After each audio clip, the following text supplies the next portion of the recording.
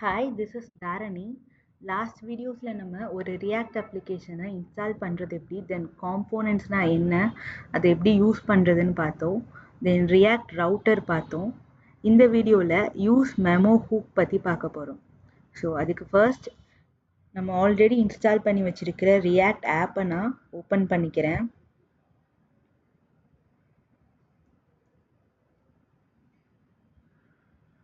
So VS Code-குள்ள போய் open பண்ணிக்கிறேன்.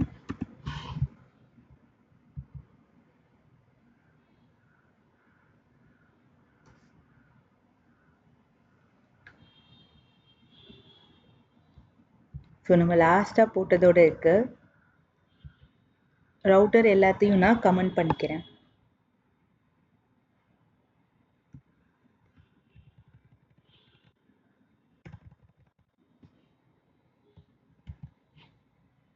app.js ஓட ரிட்டர்ன் எதையுமே ரிட்டர்ன் பண்ணாததுனால எரர் வருது. ஒரு div மட்டும் நம்ம கொடுத்துக்கலாம். ஸோ எப்படியும் அது ஒரு மார்க்கப்பை ரிட்டர்ன் பண்ணணுமா? ஓகே. ஸோ இப்போ புதுசாக ஒரு ஃபங்க்ஷனல் காம்போனன்ட் கிரியேட் பண்ணிக்கலாம். நான் அதுக்கு மெமோ டெமோன்னு பேர் வைக்கிறேன். So memo demo .js. இங்கே நான் ஒரு ஃபங்க்ஷனல் காம்போனண்ட்டை கிரியேட் பண்ணிக்கிறேன். Function memo demo.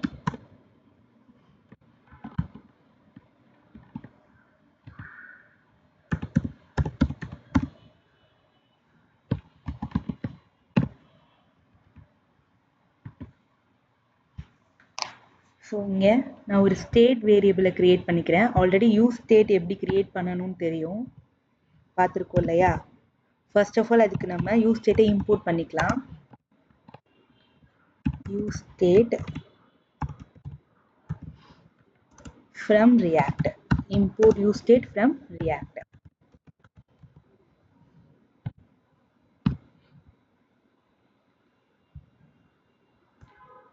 இங்கேயும் ஒரு மார்க்கப்பை ரிட்டர்ன் பண்ணி விடலாம். நான் ரியாக்ட் ஃப்ராக்மெண்ட்ஸ் போட்டுக்கிறேன்.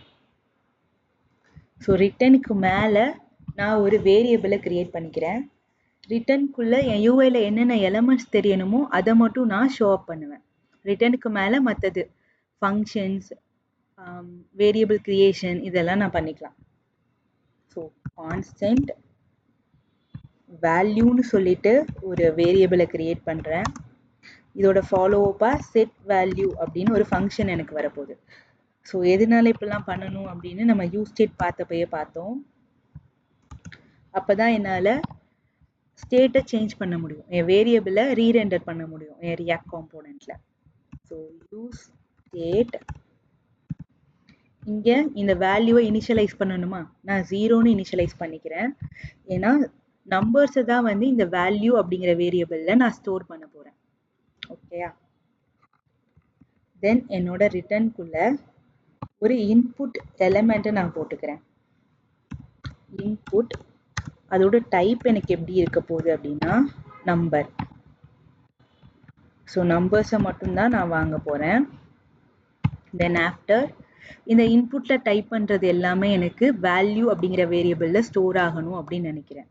அதுக்கு நான் ஆன் சேஞ்ச் ஈவெண்ட்டை யூஸ் பண்ணுறேன். ஈக்குவல் டு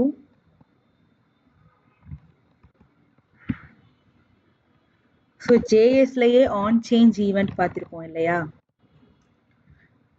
என்னோட இன்புட்டில் ஏதாவது சேஞ்சஸ் நான் பண்ணல, இந்த ஈவெண்ட் ஹேண்ட்லிங் ஆன் சேஞ்ச் வந்து எனக்கு ட்ரிகர் ஆகும். ஸோ இங்கே நான் நம்பர் கொடுக்க கொடுக்க இது ட்ரிகர் ஆகி எனக்கு வேல்யூ அப்படிங்கிற வேரியபிளில் போய் ஸ்டோர் ஆகணும். ஸோ வேல்யூ அப்படிங்கிற வேரியபிளை நான் அப்டேட் பண்ண என்ன பண்ணுவேன்? செட் வேல்யூ அக்சஸ் பண்ணுவேனா? ஸோ செட் வேல்யூவை தான் அக்சஸ் பண்ண போகிறேன். இங்கே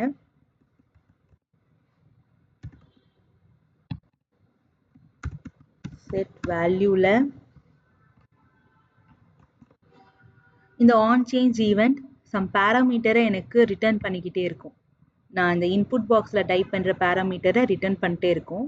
அதை நான் ஒரு வேரியபிள் நேமில் இங்கே பேராமீட்டராக வாங்கணும்.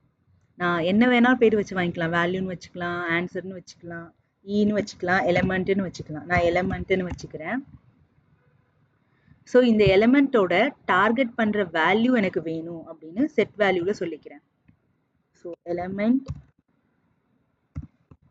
Dot target dot value.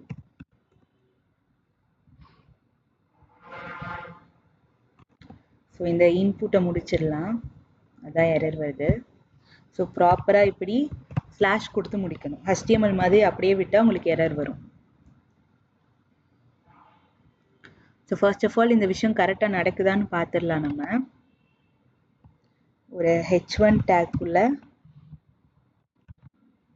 வேல்யூஸ்ன்னு நான் கொடுக்குறேன்.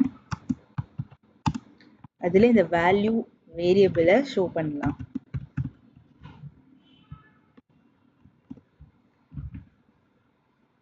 ஃபர்ஸ்ட் ஆஃப் ஆல் ப்ராஜெக்டை ரன் பண்ணிக்கலாம்.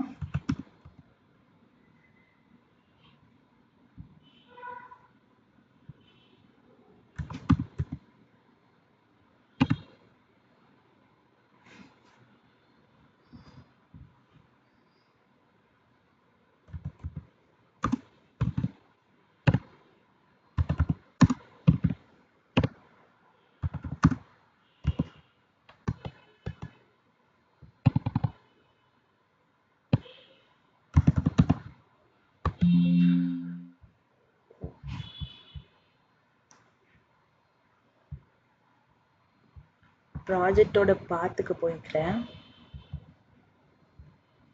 டெமோக்குள்ள டெமோ நாட் ஒன்ல இருக்கு.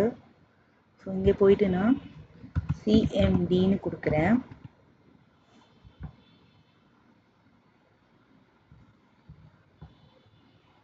என்பிஎம் ஸ்டார்ட் கொடுத்துக்கலாம்.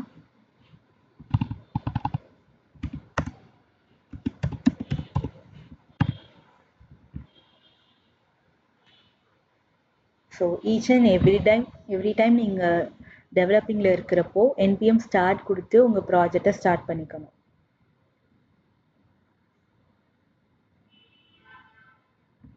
ஸோ சம் வார்னிங்ஸ் எனக்கு வருது.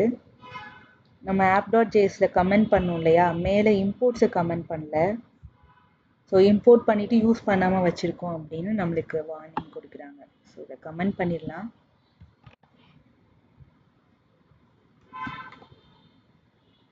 ஸோ ஒன்ஸ் கமெண்ட் பண்ணோன்னே எனக்கு ரன் ஆயிடுச்சு.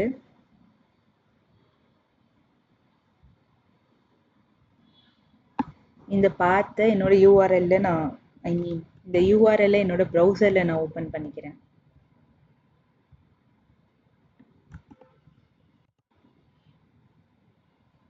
ஸோ இப்போதைக்கு எதுவுமே தெரில, ஏன்னா நம்ம மெமோ டெமோவை எக்ஸ்போர்ட் பண்ணவே இல்லை. எக்ஸ்போர்ட் பண்ணி இம்போர்ட் பண்ணணும் இல்லையா. So export default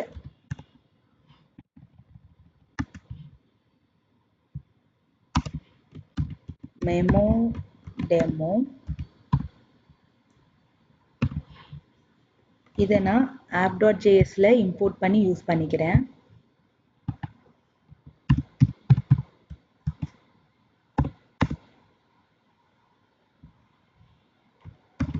import memo demo from அதோட path. இங்கே நான் .js கொடுத்தாலும் ஒன்று தான், கொடுக்காட்டியும் ஒன்று தான். ஸோ இங்கே இம்போர்ட் பண்ணதை கீழே யூஸ் பண்ணிக்கலாம்.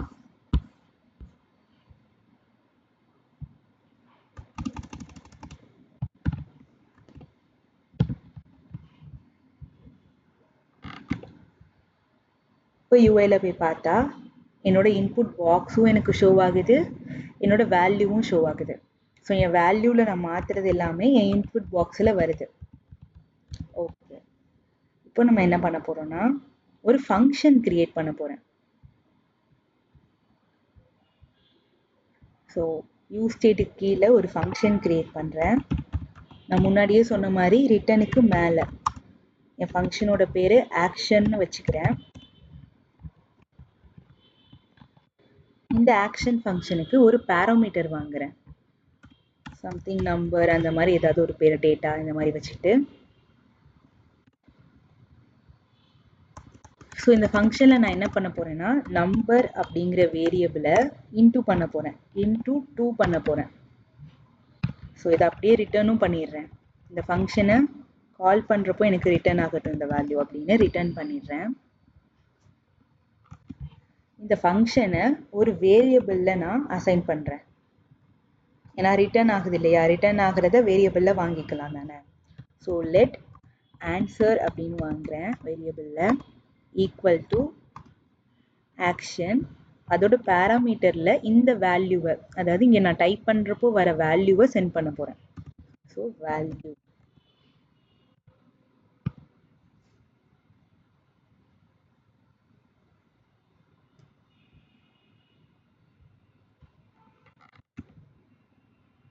இந்த ஆன்சரை வேல்யூஸ்க்கு பதிலாக போடுறேன். ஸோ வேல்யூஸ் பிரிண்ட் ஆகுதான்னு பார்த்தோம். இப்போ இந்த ஃபங்க்ஷன் கரெக்டாக நடக்குதான்னு பார்த்துக்கலாம். இந்த ஃபங்க்ஷனில் நான் ஒரு லாக் போட்டுக்கிறேன், console lock. Action is call அப்படின்னு போட்டுக்கலாம். ஆக்ஷன் காலிங், இந்த ஃபங்க்ஷன் கால் ஆகுது அப்படின்னு போட்டுக்கலாம்.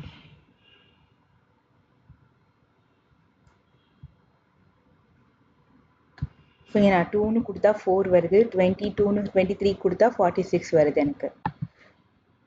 ஸோ கன்சோலை ஓப்பன் பண்ணிக்கலாம்.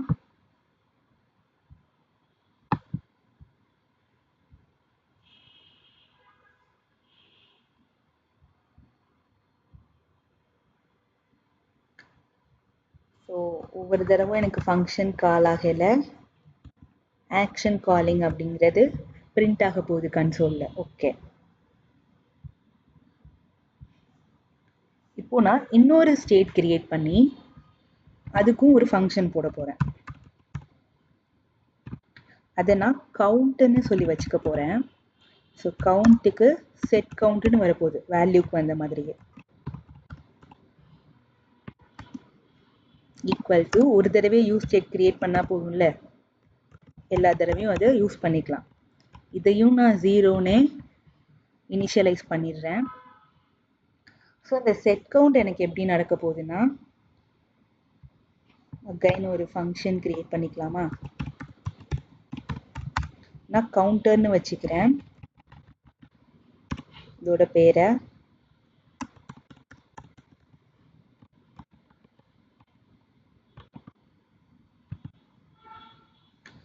இங்கே செட் கவுண்ட்டை கால் பண்ணி அதில் கவுண்டோட வேல்யூவை இன்க்ரீஸ் பண்ணுறேன். அதாவது கவுண்ட் அப்படிங்கிற வேரியபிளோட வேல்யூவை ஒரு டைம் இன்க்ரீஸ் பண்ணுறேன். இந்த ஃபங்க்ஷனை ஒரு பட்டனில் கால் பண்ணிக்கலாம் நம்ம.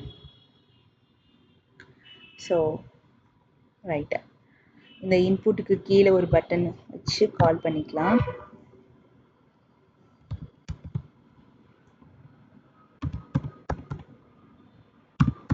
ஸோ இங்கே ஆன் கிளிக் கேமல் கேஸில் கொடுக்கணுமா, ஆன் சி வந்து கேப்ஸு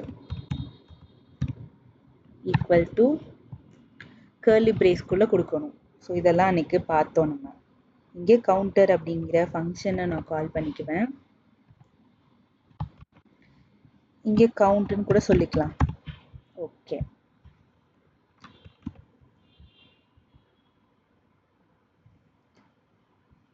இந்த ஃபங்க்ஷன்லையும் ஒரு கன்சோல் போட்டுடலாம் நம்ம. கன்சோல் டாட் லாக் போட்டுடலாம்.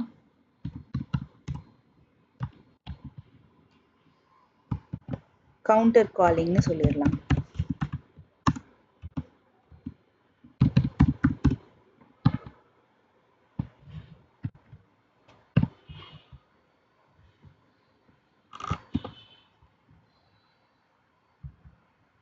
ஓகே, ஸோ UI பாருங்க.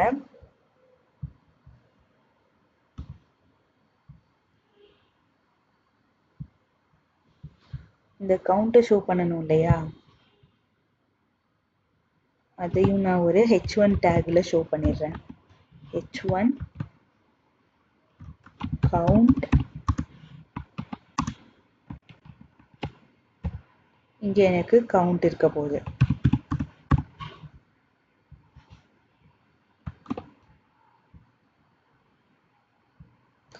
ஓகே,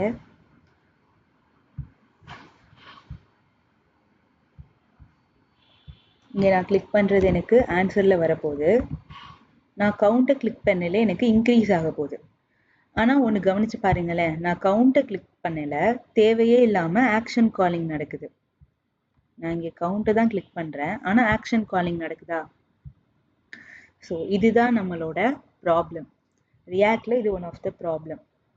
ஸோ நான் கவுண்ட் கிளிக் பண்ணல, என்னோட மொத்த காம்போனண்ட்டும் ரீரெண்டர் ஆகுது. நம்ம ஸ்டேட் யூஸ் பண்ணியிருக்கோமா? அதோட மெயின் ரீசனே காம்போனண்ட்டை ரீரெண்டர் பண்ணுறது தானா? ஸோ எனக்கு ரீரெண்டர் ஆகலை, தேவையே இல்லாமல் இந்த ஆக்ஷன் அப்படிங்கிற ஃபங்க்ஷனும் கால் ஆகுது. இது ஒரு சின்ன ஃபங்க்ஷன் அப்படிங்கிறதுனால ப்ராப்ளம் இல்லை. இதுவே ஒரு ஏபிஐ ஃபங்க்ஷன், பேக்கெண்டோட கனெக்ட் ஆன ஃபங்க்ஷன், ஒரு பெரிய லூப் ஃபங்க்ஷன் அப்படின்னா என்னோட வெப்சைட் வந்து அங்கே ரொம்ப லோட் ஆகுமா? அப்போ என்னோட வெப்சைட்டோட லோடிங் டைம் அதிகமாயிரும். ஸோ இதை சரி பண்ணுறதுக்கு தான் நம்ம யூஸ் மெமோ அப்படிங்கிற ஹூக்கை யூஸ் பண்ண போகிறோம். ஸோ இப்போ எனக்கு என்ன நடக்குதுங்க? கவுண்ட்டை இன்க்ரீஸ் பண்ணல, ஆக்ஷன் காலிங் கால் ஆகுதா? ஸோ இப்போ நான் என்ன பண்ண போகிறேன், அங்கே போயிட்டு ஆக்ஷன் அப்படிங்கிற ஃபங்க்ஷன் வந்து ஒன்லி வேல்யூ அப்படிங்கிற வேரியபிள் சேஞ்ச் ஆகும் போது மட்டும் தான் நடக்கணும் அப்படின்னு சொல்ல போகிறேன். இதை நான் கமெண்ட் பண்ணிக்கிறேன்.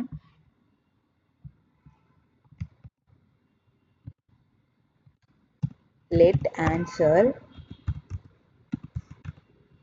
equal to use memo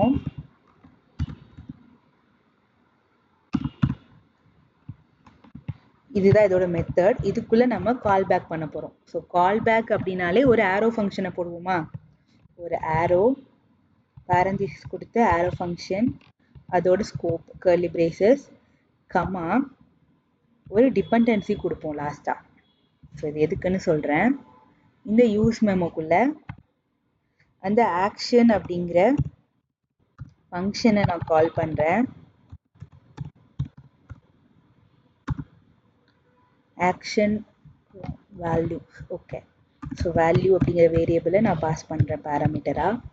இதை நான் ரிட்டர்ன் கூட பண்ணிடுறேன். ஓகே. ஸோ யூஸ் மெமோவை இம்போர்ட் பண்ணிக்கணும்ல. ஹூக்ஸ் எல்லாத்தையும் நீங்கள் ஒரே லைனில் கூட இந்த மாதிரி கமா போட்டு இம்போர்ட் பண்ணிக்கலாம். ஸோ இது எனக்கு அடிக்கடி கால் ஆகிட்டு இருந்துச்சு, ஆக்ஷன் அப்படிங்கிற ஃபங்க்ஷன். ஸோ ஒன்ஸ் வேல்யூ அப்படிங்கிற வேரியபிள் சேஞ்ச் ஆகையில தான் இது கால் ஆகணும்னு சொல்லியாச்சு. ஸோ வேல்யூவுக்கும் இந்த யூஸ் மெமோவுக்கும் நம்ம ஒரு லிங்கே பண்ணலைல்ல, அந்த லிங்க் எங்கே பண்ணணும்னா இங்கே பண்ணணும்.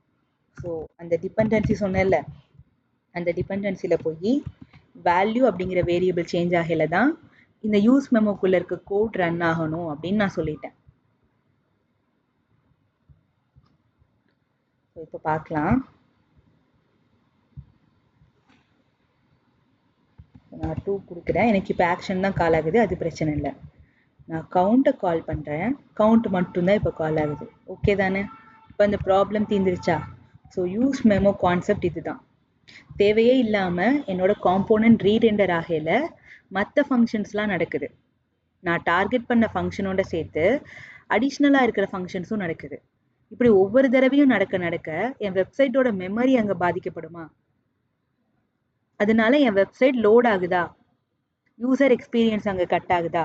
ஸோ இதை சால்வ் பண்ணுறதுக்காக நம்ம யூஸ் மெமோ யூஸ் பண்ணுறோம். இதை நம்ம யூஸ் எஃபெக்டில் கூட பண்ணலாம், ஆனால் யூஸ் மெமோ தான் வந்து கரெக்டான சாய்ஸ் இதுக்கு. ஸோ இந்த ப்ராப்ளம்க்கு யூஸ் மெமோ தான் நம்ம யூஸ் பண்ணணும். Okay, hope you all understand that. Then next video la paakalam. Bye.